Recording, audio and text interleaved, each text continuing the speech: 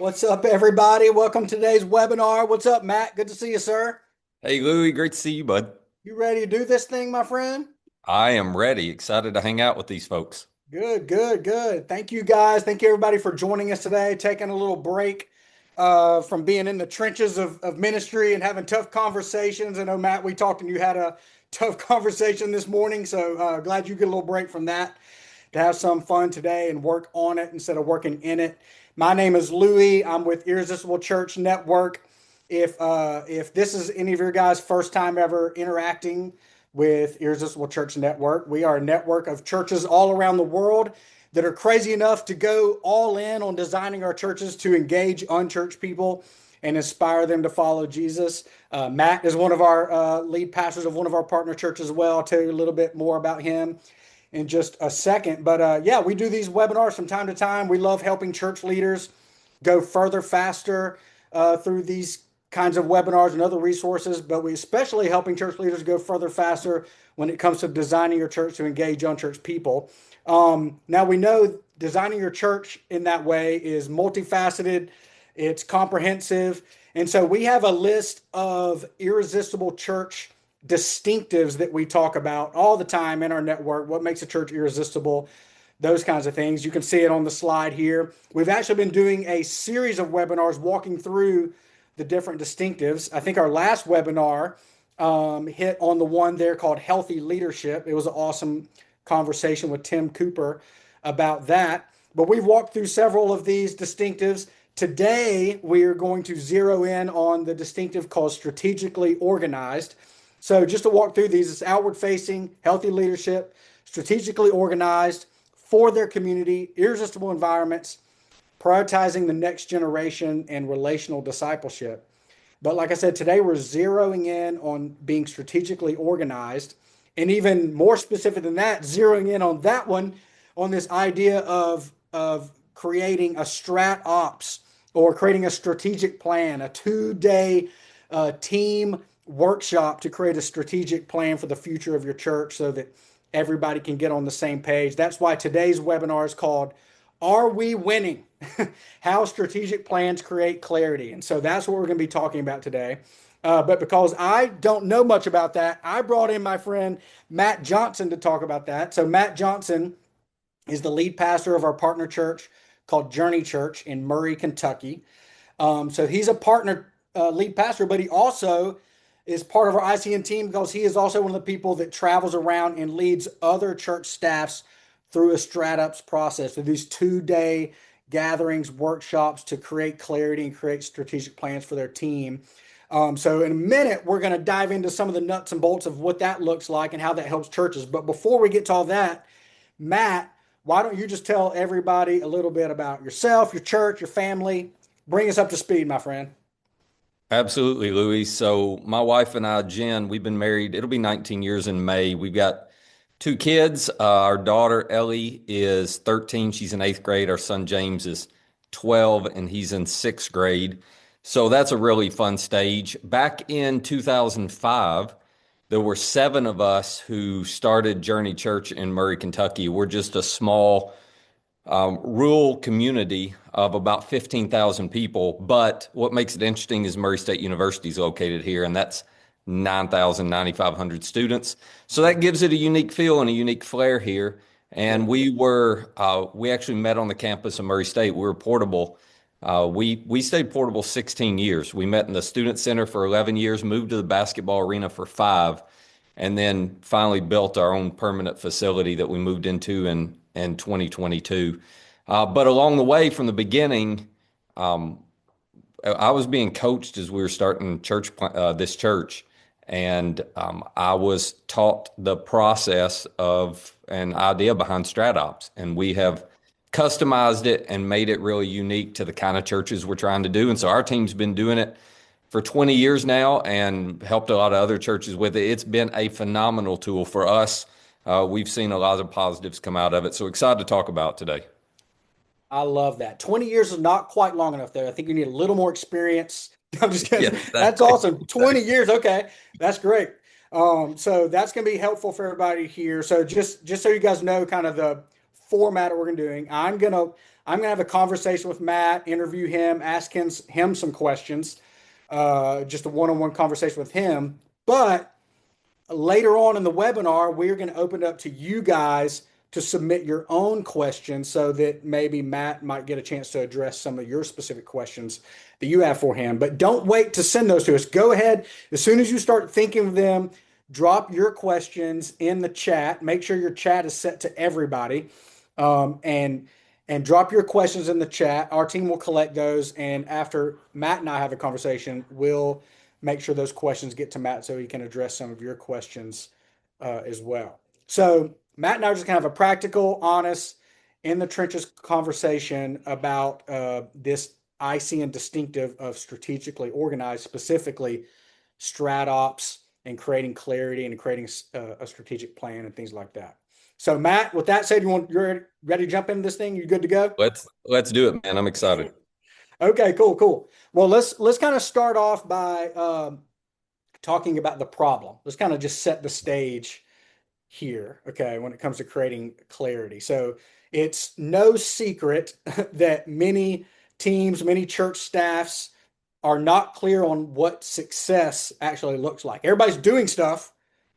Is it working? Is it not working? Are we hitting the bullseye? Are we just busy?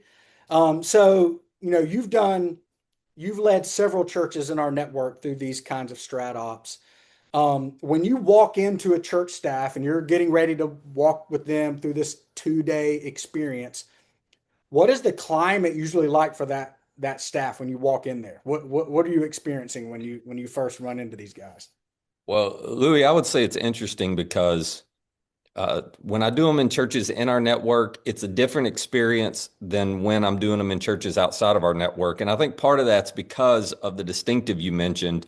Yeah. I have found our churches tend to, we still have room to grow, but we do a good job of figuring out how to be strategically focused, and that's not usually the case otherwise. But in general, whether the church is growing or not growing, um, the number one thing that they discover is a lack of clarity. That's what we walk into quite often. Sometimes they're growing and it's a lack of clarity around how do we deal with the growth and what do we focus on and do next because it's almost too much. It's creating a lot of good problems, but it's a lot of problems. Or if they're stagnant, it's around we just don't know what to do. We don't know why we're not reaching more people with all the effort we're putting into it. Yeah. So that lack of clarity is big. You said something a moment ago that I'll highlight, which is in most cases, there is no clarity around what a win looks like. Everybody's working hard. Usually the staff feels overwhelmed. Ironically enough, this becomes kind of humorous because most of the time the teams are like, we need more staff. We don't have enough people. And there's some metrics that we use to measure that. And you look at the metrics and you're like, no, actually you're overstaffed. But but that's not their experience. And I totally Yeah. understand that, Yeah. because they are overwhelmed with everything going on. And part of that's due to the fact there is no clear win. And when we start going through this process, asking some questions, they can't identify what success looks like and whether they're winning or not in any area of their church. Um, and a lot of that comes back to there's not a clear strategy and there are not clear metrics. And that's not a criticism. Nobody's ever taught them how to think that way or approach it that way. But that's leading to this sense of, man, we're running on a hamster wheel, but we're not making a lot of progress. Yeah, I could see that. I see that. I mean, I've been on staff at 5 different churches over the years, and I definitely felt that hamster wheel. We're all busy. We're going. Sunday's coming. We're all doing lots of stuff, but are we winning? And that lack of clarity thing for sure. Yeah. So so when we're talking about clarity, that's one thing, but let's zero into this specifically this 2-day strat ops, this experience to create clarity for the future or for the next season of your church, whether it's the next 12 months or whatever. Um, I love, even though you said you've noticed a difference in churches inside our network, outside, even though churches in our network, we even vet through this lens of are they strategically organized. So even though I like you're saying that you see that in our network, but even so, every single new church that comes to our network, we provide a 2-day strat ops for all of those churches. So my question is, is why. Why do we do this? Why do we still do this? Why do we make that priority? Why is it 2 days long? And why can't this just be something that the lead pastor does on a normal Tuesday staff meeting? Yeah, that is a great question. Um, I'll answer that a couple of ways. First of all, I don't care how well your church is going. I don't care how much you're growing. To me, this 2 day process is incredibly valuable and necessary. Like I said, our team, we do it every single year. Mhm. Now, being a lead pastor, I get the question and I get the pushback that you're bringing up because we're all so busy, we don't feel like we have 2 days to carve out. That's one of the big obstacles or roadblocks to people doing this. The thing I say to them is this: we spend all of our time working in it. We're in the weeds. We're dealing with all the stuff. Sunday's always coming. Very rarely do we have the discipline with our team to pull back, to get to the 30,000 foot view, and to work on it, which is one of our practices of effective ministry that we try to emphasize. So for us, over that 2 day period, you need 2 days for a couple reasons. You need 2 days because what you're trying to do is not get to a quick answer to an obvious problem. What you're trying to do is take a holistic view of what's happening. Look back and identify what you've learned, what the lessons are. Look at the present, evaluate where you are right now, good and bad, and look to the future and identify where you want to be. And then this holistic approach is okay, well, the immediate pinch point we have is this, or the immediate pressure we feel is this. But let's take time to process this to get to the root of the issue. And what if we could find one or two things that if we made progress there, it would alleviate a bunch of things. It would move a lot of things forward. It'd move the ball forward faster than anything else. So what pastors experience on the other side of this is they realize, oh, those 2 days saved us months of frustration or months of challenge or months of, just trying different things to see what works. The 2 days are actually super valuable. But to your point, it takes understanding the value of that and having the discipline to say, hey, team, we're going to clear our schedule. We're going to get our top leaders in the room and we're going to tackle this for 2 days. Oh, I love that. So you're saying at your church, you guys prioritize this so much that you do this every single year, even though you've done it before multiple times. You keep putting it on the calendar every year. Do you do this? Or first of all, why do you think it's still needed for you again next year, even though you've done it multiple years in a row? Yeah, well, the answer to that is because our church changes. So the goal for a strat op, Louis, the way I describe it to a pastor is I say, at the end of this experience, your team will have identified the one or two objectives, the most important things that you think God wants you as a team to focus on in the next 12 months that would move your mission forward fastest. Hmm. And now you're focused on that for 12 months. But when you get to the end of that 12 months, well, those objectives are going to change in all likelihood for the next 12 months because you've grown, because now there's something different that you need to focus on. So that's important. And we do it as a part of our rhythm. We'll talk more about this later if you want to, but it's really healthy for our team in several different ways. It actually drives our budgeting. So we will do it every fall before we're on a fiscal calendar. Our calendar year is our fiscal year.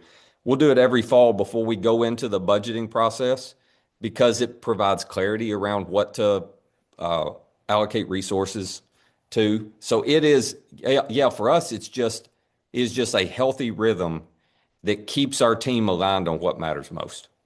Okay, I love that. Yeah, I was going to ask you, since you do it every year, if you always do it the same time of the year, and is it just always on the calendar?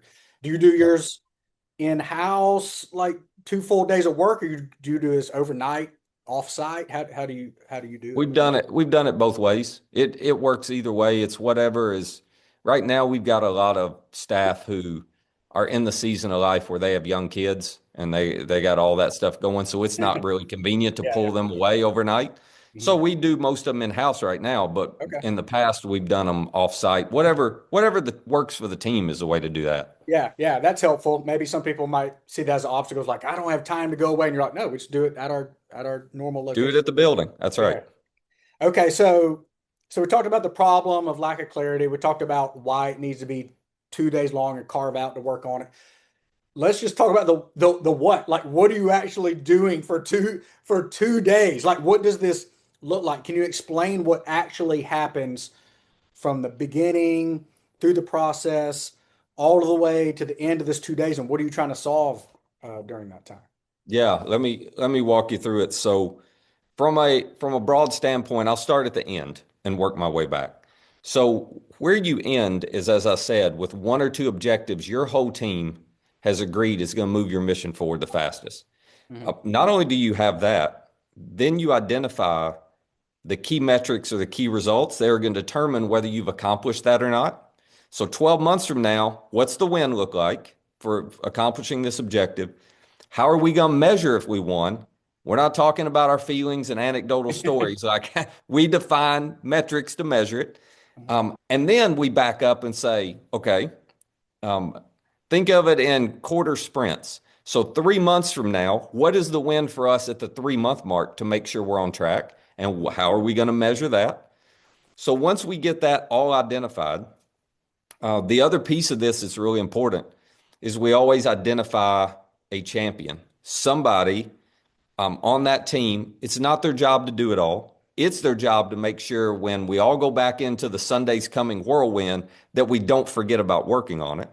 And that person is raising the flag going, hey, we got to talk about this. Hey, here's what we need to do to make some progress on this. So that's an important piece of it for us. Yeah, yeah, absolutely. Um, no, that sounds like a very valuable 2 days for sure. Especially love the idea of the measurable, the key metrics that are actually measurable. It's not based on feelings. It's not based on how you felt about this. I know we've all had the follow-up meetings where like I felt good about it, or here's this one story that I can pull out that shows we were successful, or that show, or maybe it's one story that, oh, this didn't work because this one story, but really the metrics show the opposite. So I love that you guys are actually using key metrics that are objective at the end of all that. That is so helpful. Yeah, I think that makes a big difference, Louis, just to be able to have clarity around whether you did what you said you were going to do or not. Yeah. So, so the 2 day process looks like this. There's some prep work on the front end with lead pastors, obviously. It's important to be in alignment with that lead pastor at that church. The Yeah. facilitator will do some prep work with them, and then you get your top 6 to 12 leaders in the room. And they may be staff people, or in some churches, they may be volunteers. But you get the people in the room. The way I tell LPs is, or lead pastors, I say, hey, get the people in the room that once the objectives are defined, you don't want to have to go, you don't want to go have to pitch it to these people. You need them on board when you walk out. Yeah. So we get them in the room, and the 2 day process is walking through a series of tools that help that team have really healthy discussions and gain perspective on what God has done, is doing, and where He wants them to go.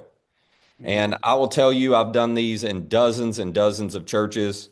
It is uncanny to me how these tools, this process over 2 days, brings clarity every single time. It doesn't matter what the church situation is. And one of the unique things about 2 days, Louis, as we're going through all these and having all these healthy conversations, like when I facilitate one, I'm not coming in as a consultant. I'm not coming in as a person with all the answers. I'm coming in to ask questions and help the team process and arrive at their own decision. Now, Yeah. we make sure that the decision of that team lines up with what the lead pastor wanted as well. But Yeah. but you do all of that, and it's interesting because I tell them on the front end. Some of you who are type A's, by lunch on day one, you're going to think you know what you need to focus on and what you need to do.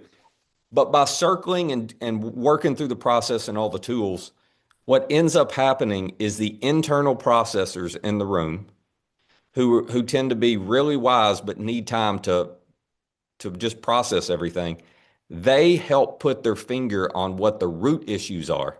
That, oh, Mhm. yeah, let's not tackle a symptom. If we solve this, it solves four other things. Let's focus on this thing right here. That Mhm. all comes to the surface over the 2 day period. And then what you've done at the end of this is as a team, or as an organization, you've simplified your focus, you've clarified your strategy, and you've unified your team. That Mhm. is the end result that comes out of this time and time again. And those are the areas, I mean, as a lead pastor, I would give anything to make sure that was true of my team year after year. I think that's part of the value of this. Yeah, I love that. Yeah, well, I mean, just putting it that way makes me understand why you're like, yeah, we're doing it again this year and the next year and the next year. Yeah, that's perfect. Thank you. And so, everybody, I know after everything Matt just said, you probably already have some questions in your mind about what about this or how do you do that or what about this. So, go ahead and put your questions in the chat. Make sure your chat is set to everybody. Put your questions in the chat. Our team will get those questions to Matt at the end of this conversation so he can address some of those. So, Matt, let's talk about uh, the benefits for the lead pastor specifically in doing these strat ops. I know many lead pastors feel like because they're the lead pastor and they're the point leader of the organization, they feel like they own every problem of the church, and they're carrying the weight of all that, and they even know things that most they know everything. Everybody knows a little bit. They know it all, and they're carrying all that weight, and that weight and carrying it all leads to we know that leads to burnout for lead pastors, lack of clarity for everybody else. How does a strat ops address this problem of the lead pastor carrying it all by himself or herself? Yeah, that's a great question. First of all, I would say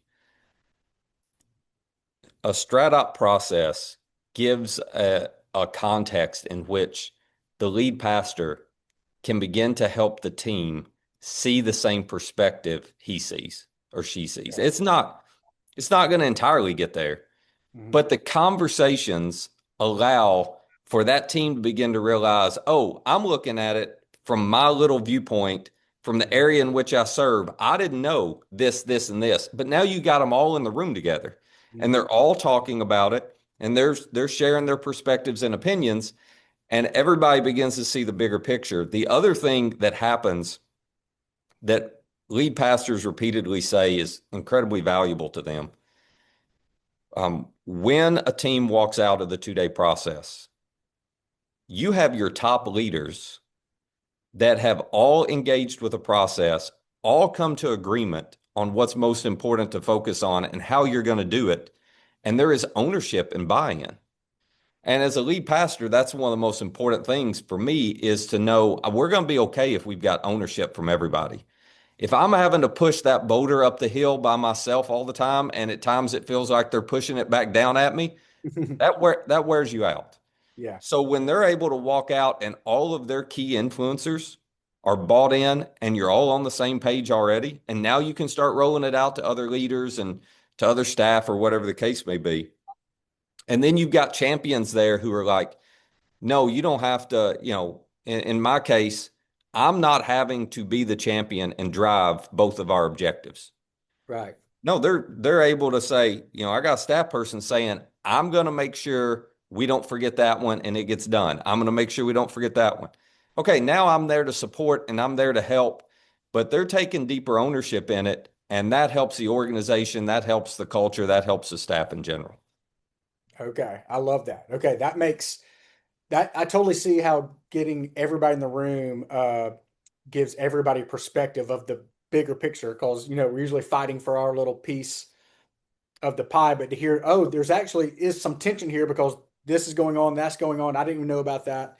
So I see how that helps the lead pastor, where it's not all on their shoulders.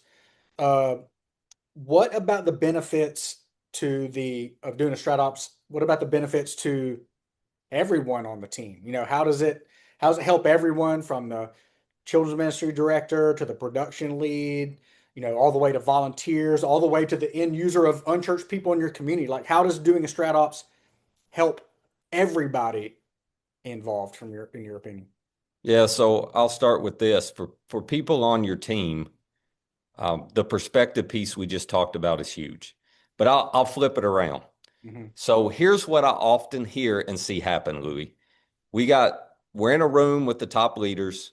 We're going through this process, and the family ministry people almost always children's director, student director, at some point they will speak up and say, well, here's what it feels like over in our world. And the reason this happens is because everybody knows what's going on the adult side. Hmm. As staff, we're not always great about staying informed on what's going on the family ministry side, and they sometimes feel like they're alone. Like, Yeah. oh, we pitch in, we help with the adult events, with the church-wide events, da da da. But when we're doing stuff, we're on an island, you know. And it's not intentional. I mean, the staff's usually not, oh, we don't want to help you. It's just they're seeing things from their seat, but they're not seeing it from the seat of family ministry, or it could be adult ministries or service programming, creative worship, whatever. So, so there is a big advantage to getting them all in a room for 2 days and helping them to hear the perspective of other people. Typically, staff walk out feeling better understood and more supported. That's the first thing. The second thing that's beneficial is all the staff walk out knowing here's where we're going and here's where we're trying to get to in the next 12 months, and here's how I can contribute.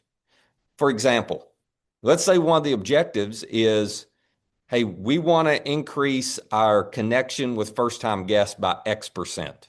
Okay. Some metric involving them. If that's their objective, well, a family ministry person walks out of there. By the end of it, they realize, oh, wait a minute.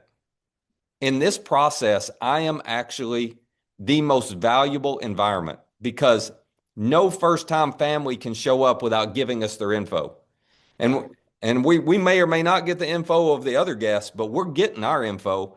Mhm. We can do an incredible job of getting info and getting it to the next steps person who can then follow up. And then here's what we can do is we're having conversations to tee up the next step for those first time families. Does that make sense? Oh yeah. So they, as a staff, you're able to walk out and go, I know what I do Sunday to Sunday and how it matters. But I also see how in my seat with small groups or with guest services or with kids ministry or whatever, I see how in my seat I can help towards this bigger goal that we all agreed is going to move the needle. Now that adds a different level of purpose and alignment to your team and to the work that people are doing. And what happens, Louis, is that filters down to the volunteers. So Mhm. suddenly those staff are telling volunteers, hey, here's our focus for the year. Here's how you can help. It starts bringing alignment to the entire church.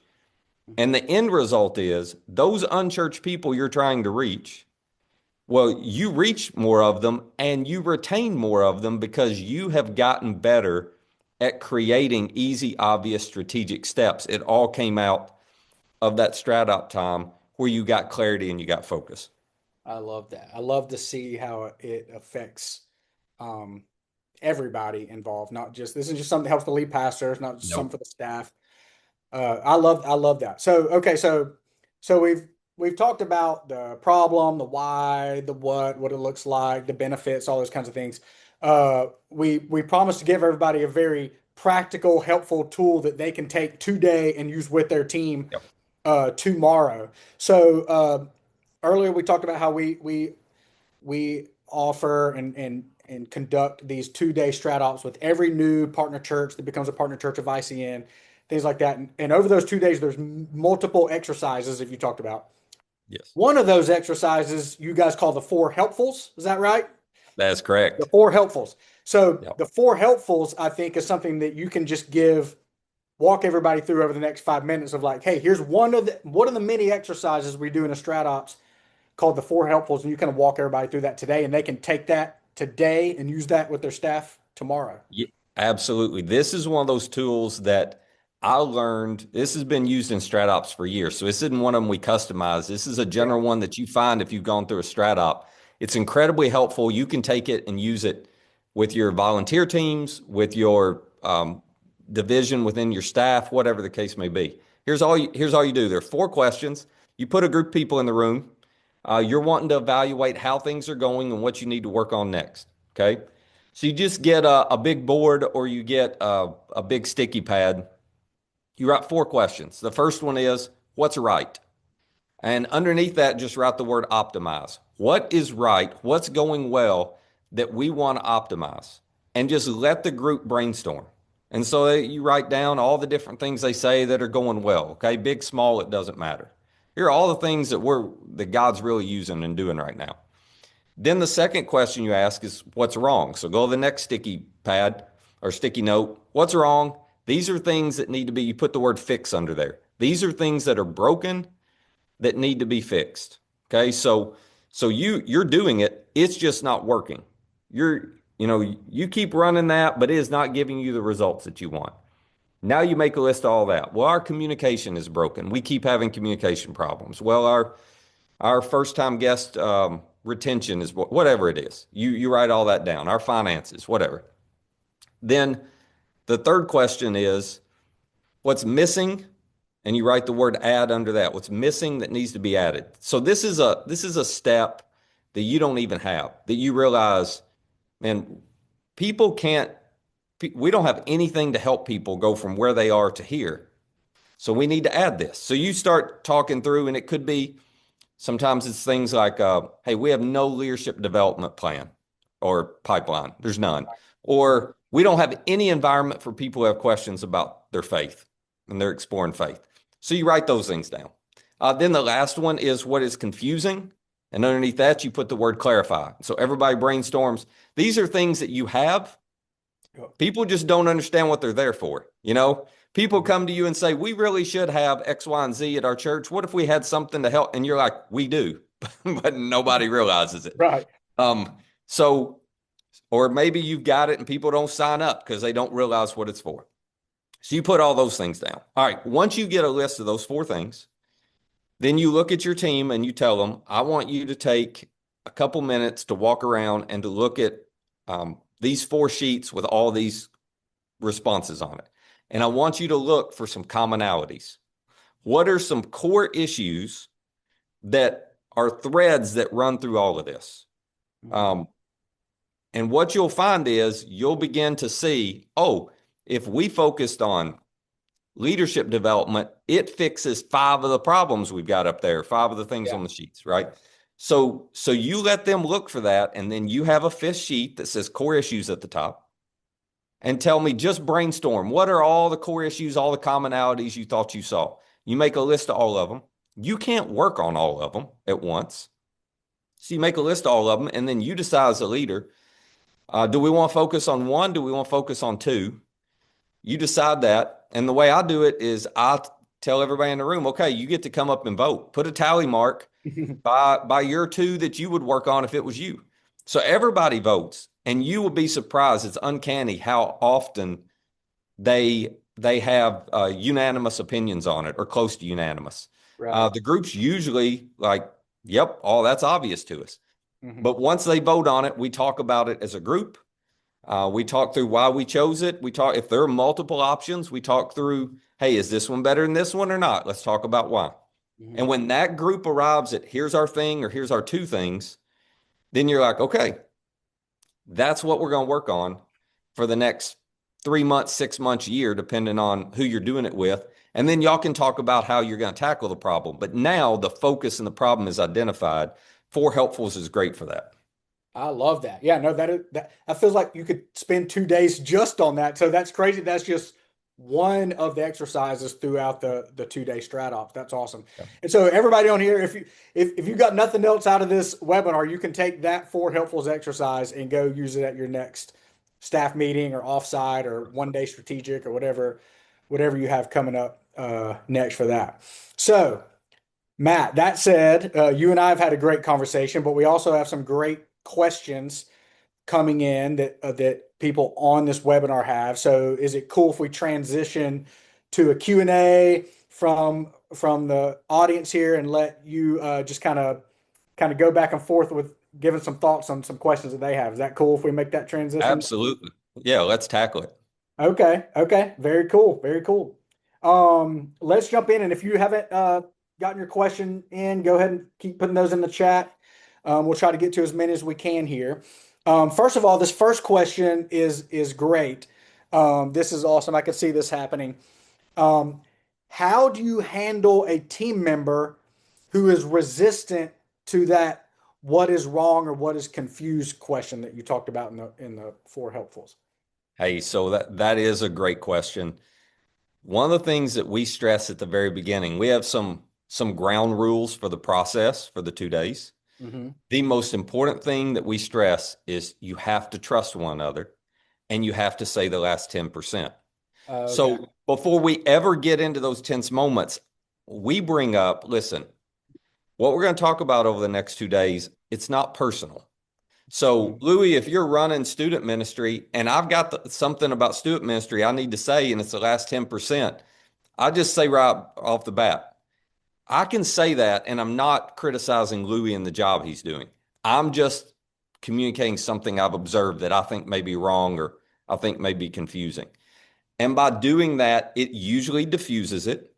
The other thing I would say is it is a facilitator's job to make sure if there is tension and somebody's getting sensitive to that, it's a facilitator's job to calm them down, to put them at ease, and to go ahead and work the truth out of the conversation. So Yeah. that can happen every now and then. Obviously, on teams that the culture is not healthy, it's more common than on ones that are. Right. But I think by setting the tone at the beginning and the way the process works, it actually builds trust among the team as you're going through. Like we don't jump into the deep end right off the bat. Or let's criticize things. So Right. as you go through it, it helps everybody feel safe to say what they need to.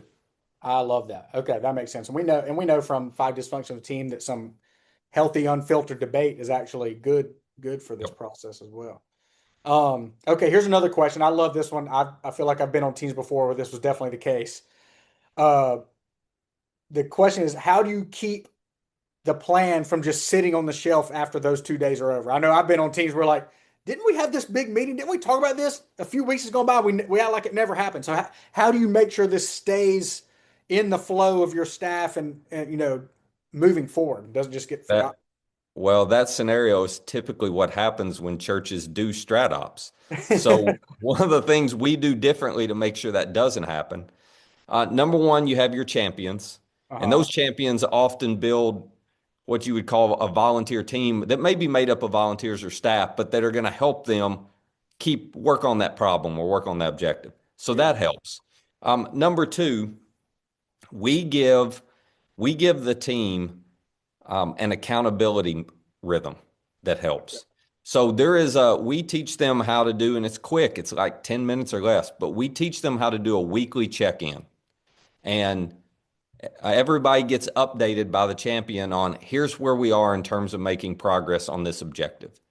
I actually coach them to use a scoreboard that's really simple. It uses red, yellow, or green. And honestly, if you display that in your office, you don't have to worry about it because every week you're putting a red, yellow, or green up, and nobody wants theirs to be red or yellow. So Right.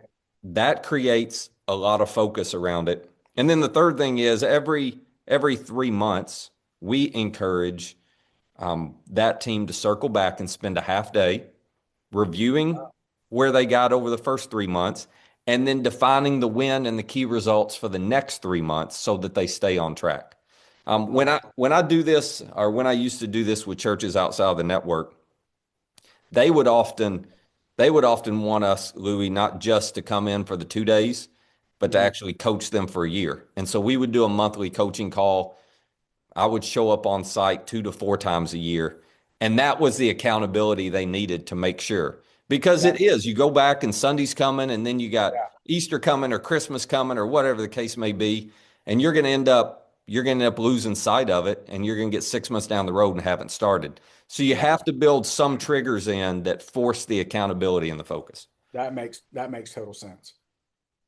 Okay, so here's another question. This one is from my friend Brittany Brown out at Casas Church. Good to see you, Brittany. Thank you for jumping on here today. Say hello to Glenn and everybody for me out there. The question that Brittany has is, how do you select your champion? And is it held by a specific role on your staff, or is it chosen based on their connectivity or objectives, or how do you make that decision? Brittany, that's a really good question. We always work in conjunction with the lead pastor on that. So we'll literally in strat up, we'll take a 10-15 minute break before we assign a champion. The way you want to select a champion, it doesn't matter about the role. We don't select it based off a role. We select it based off of who is best equipped with the skill set and the influence to be able to move that objective forward. Mm, And with the pastor, as we're talking, Louis, it becomes pretty clear. It's always somebody in the room, and mm, it becomes pretty clear.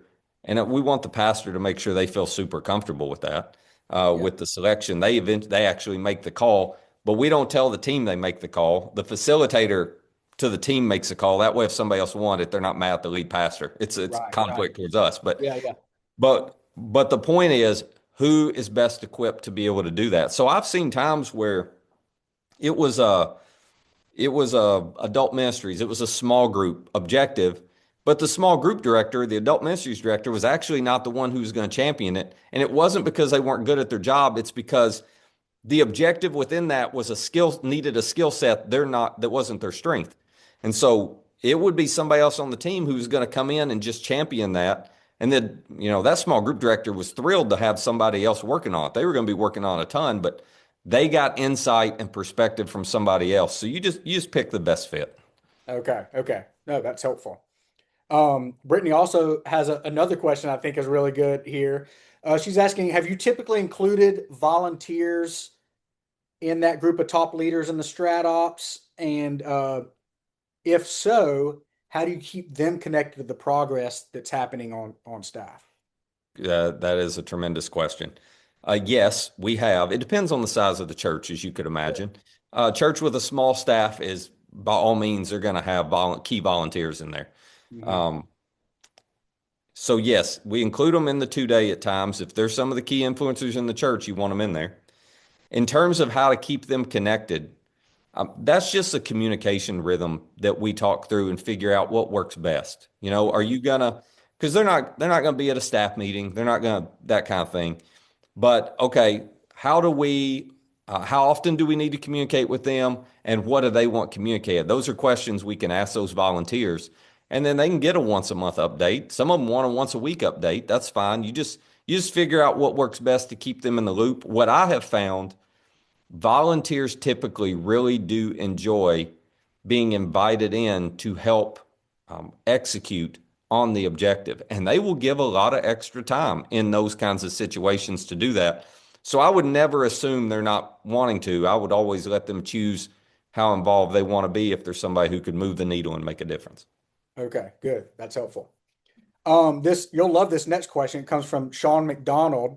It's about church planning. For those of you guys that don't know, not only is Matt Johnson a church planter, but he also is one of the champions of our ICN church planting program, a church launch program. So, so this is a great question. So Sean is asking, how would you apply this approach to a church plant when you're starting from scratch? Does that Uh, change? One, Sean, congrats on the church planning. You're interested in it. That's awesome. I would say this. So on the front end before you launch, this process is incredibly clarifying and powerful at getting ownership with your launch team. Um, for a church plan, I won't spend a lot of time on this, Louis, because I could geek out on this. Mhm. When you get a launch team around you as a church planner, people are using the same language and they often don't mean the same things. Mm. This process helps the church planner to get his launch team on the same page with him where they mean the same thing. Oh, this is the strategy we're taking. Oh, when we say this is what we mean by it. This process will create all that and give Mhm. you a good roadmap for the first 12 months. And then you just use it over and over. Like in our program, once our planners get off the ground, this is Mhm. one of the things we do for them is we're showing up and we're taking them, and it's all volunteers otherwise, right? Them and their key volunteers through this process and teaching them how to do it because it gives them clarity on what they need to focus on. And in the early days of church planting, there's so much coming at you. You're so busy, you're juggling so many balls. A process like this helps you to know where to put your time. Love it. Thank you. Thank you. This next question comes from Kevin Kennedy.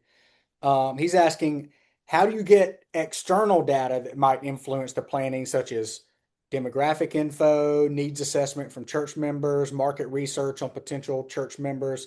I guess kind of asking like, are you just in a room, everybody giving their own thoughts and opinions, or are you gathering any kind of outside data, and how do you get that? Yeah, Kevin, that's a great question. So the pastor and the team, they do need to know their community. And as a facilitator, I'm asking in the prep ahead of time, I'm asking questions about their community and I'm doing a little research myself. They need to understand their community. They need to understand unchurched people. One of the things we do as facilitators is we do bring a little bit of that perspective, which helps. So this is part of the value of bringing somebody else in. Two reasons for that. One, an outside voice has perspective you don't have. So to Kevin's point, the team is not insular and arriving at the same bad conclusions over and over. Secondly, it's also good to have another voice because sometimes another voice can come in and say the same thing that somebody else has been saying, that the lead pastor has been saying, and it just clicks because it's somebody different saying it. So a lot of that is done on the front end. And then, like as a facilitator, I bring knowledge around what industry standard benchmarks are for a lot of things, what industry knowledge is or industry research shows for a lot of things. As a facilitator, I will throw that in a lot because they don't always know that, and that stimulates the conversation. Good, good. Thank you. Thank you. This next question is another one from Brittany. She's asking, how do you balance when the objectives are more specific to like something the staff would need to do differently versus something that the volunteers would need to be doing differently? Yeah, great question. Either way, the staff's going to have to lead it. So Yeah, good point.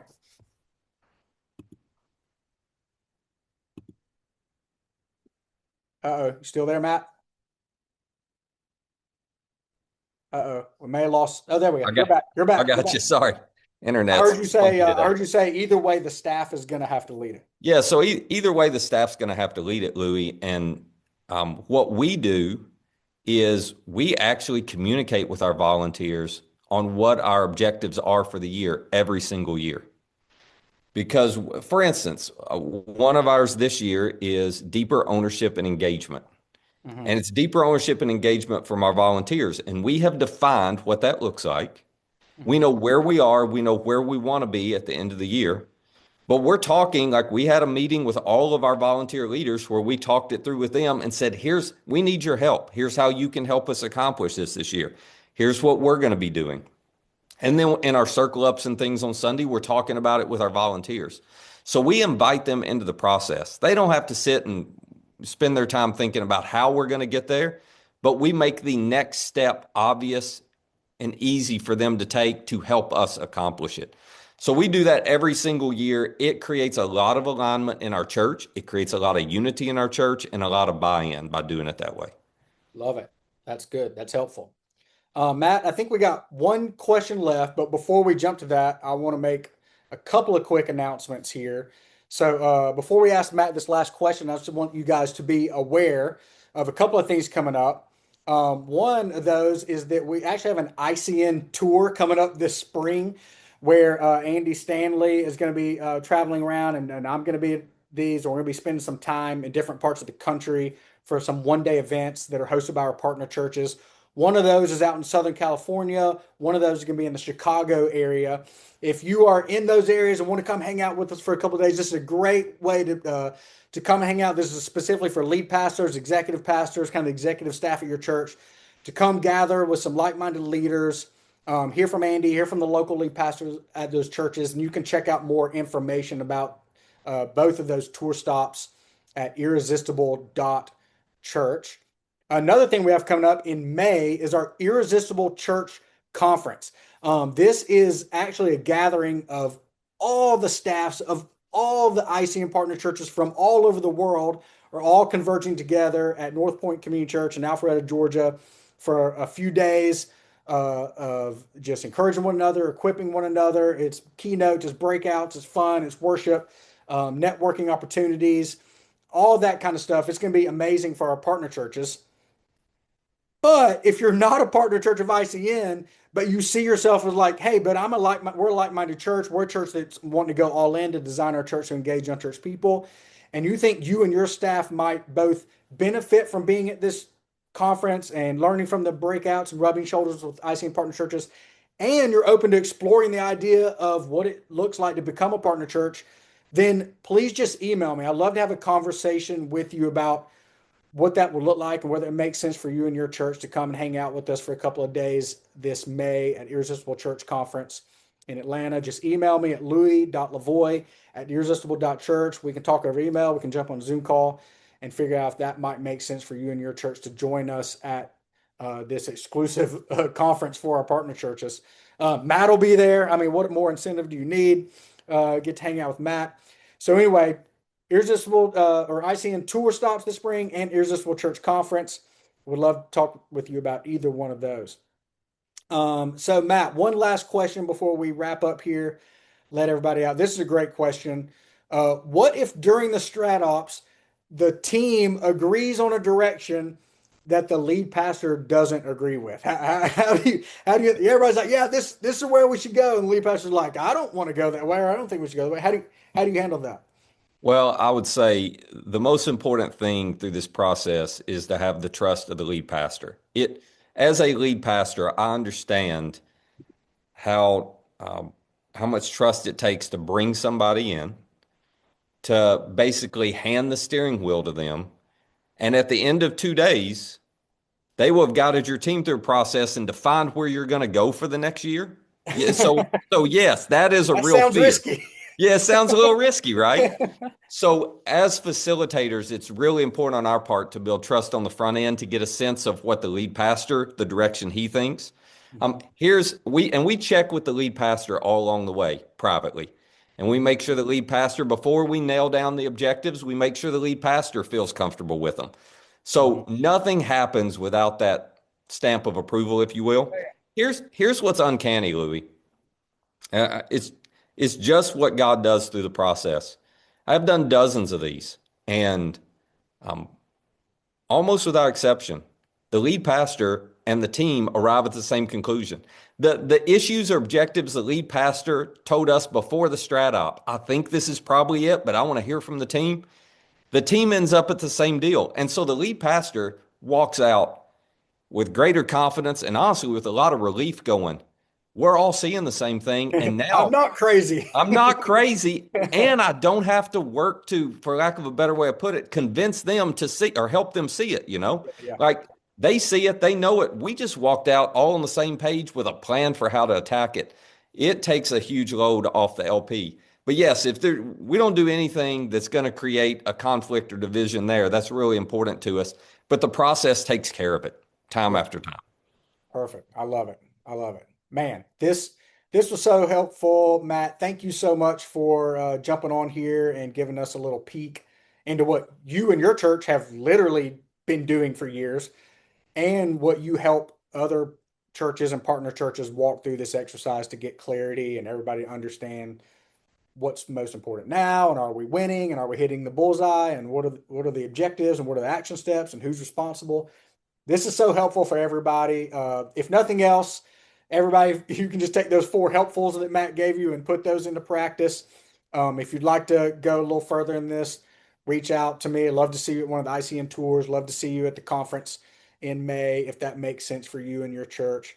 But thank you guys for joining us. Matt, thank you for jumping on here, and we can't wait to see where this all goes. Thank you, my friend. See you guys. Have a great rest of the day. Bye bye.